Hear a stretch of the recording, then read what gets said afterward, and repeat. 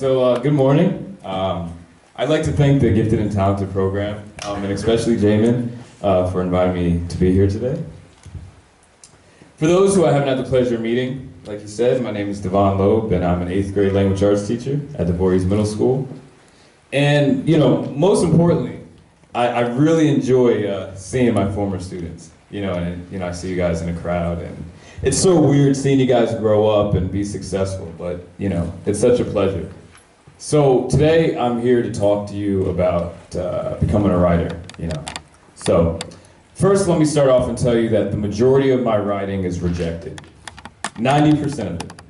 I'll receive an email from whichever literary journal I submitted to, and it'll say something like, "While we enjoyed reading your work, it just isn't right for us."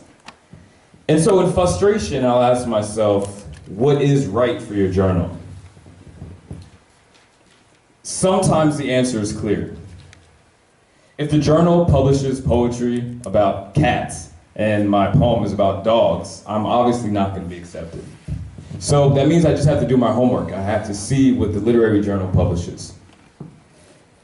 But sometimes the answer is not clear. Sometimes I may still be rejected without a hint of why. I may get no feedback or criticism or suggestions. I know from grading your papers, I typically will write in cursive, so you don't understand what I'm saying.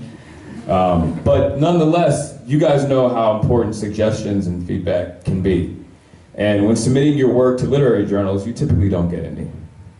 So I wanted to read you an example of one of my latest rejection letters. And so this is what it said. "We received over 600 submissions, and as you might imagine, it's difficult to decide which pieces to choose. With that in mind, I'm very sorry to be writing with you to the news that your essay was not among the ones chosen to be published." So, in that rejection letter, when you're like, "Oh man, I spent so many hours writing that piece," they just tell me no. And I'm like, why? What did I do wrong?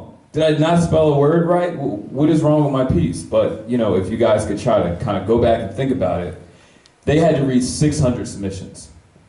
And that's kind of where it starts. And so, as you can imagine, I still have no idea why my piece wasn't published or why it was rejected. But more importantly, editors read hundreds, if not more, submissions per reading period. I might read 130 essays, but I got weeks to get through them. When you're submitting to a literary journal, there's so many other writers submitting to it. And so, it's like a tryout. When you're trying out for the wrestling team, or you're trying out for the debate team, or whatever you're trying out for, you're competing against other people. So I was competing against 600 other people. So this journal was called Creative Nonfiction. And the more successful a literary journal is, the more difficult it is to get accepted into it. If you're trying to get onto a very successful soccer team, it's going to be that much harder to get into it. So the problem is that this creative journal has been publishing for 20 years, and it is the first and largest literary journal to exclusively publish creative nonfiction. But really, I'm not surprised I was rejected. I was swinging for one of the best magazines.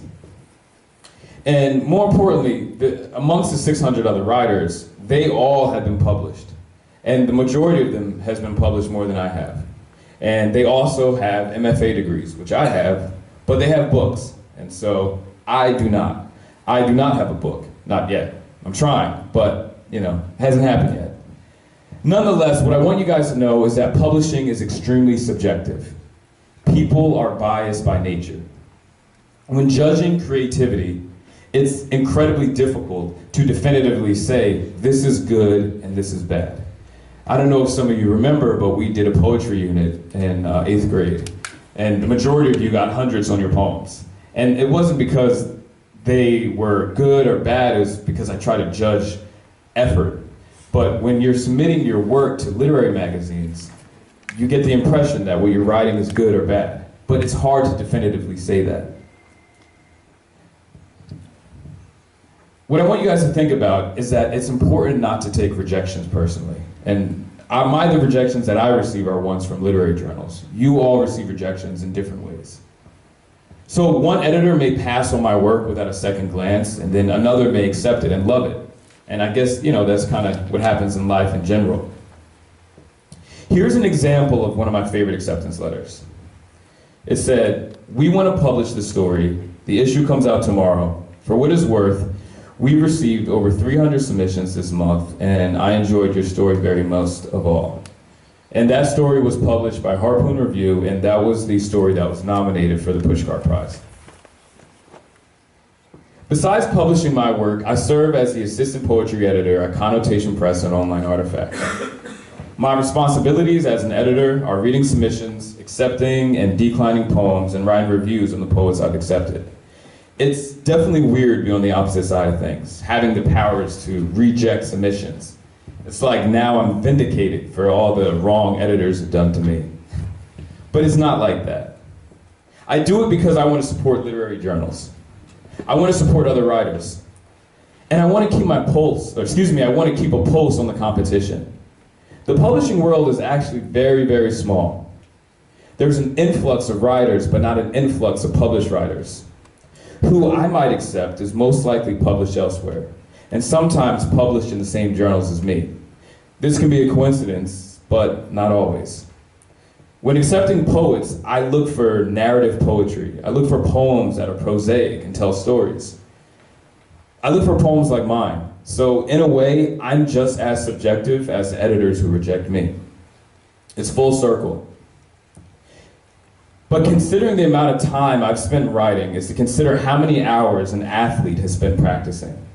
And it's been said that it takes anywhere from 10,000 hours or 6 to 10 years to master anything. Now, I've been in school for 20 years, and I'm still nowhere near mastering the art of writing. But I know what I'm doing. I know when I've written something good. It's kind of like when a baseball player knows when to swing. This person has watched as many baseball games as I've read books, and has probably swung a bat as many times as I've written a poem. Both of us just know by experience. To me, being a writer was like when a child had a dream to become a professional athlete, or a famous musician, or a renowned brain surgeon. Whatever anyone's dream may be, being a writer was mine. But in high school, like many other students, I didn't really know what I wanted to study in college, let alone what I wanted out of life. But I wrote poems because I liked rap music. And I sometimes wanted to impress girls with odes and pretty language. But my poetry was terrible. Literally, it was really, really bad. Like I have a book of poems that I wrapped in duct tape, and then I locked it in a box that I locked in another box, and then locked it in a cabinet. Terrible. But nevertheless, my poetry has gotten better because I write. Poetry, in the very act of writing, it gave me power. It gave me agency. I had control of what happened on the paper. And in life, so much of it is out of our control. But when writing, it was mine. It was my story, and it gave me self-definition. And everybody has their thing, and writing was mine. But it also gave me a reason to do better in school. I wanted to become a writer and an English teacher, and to achieve my goal, doing well in my classes was necessary.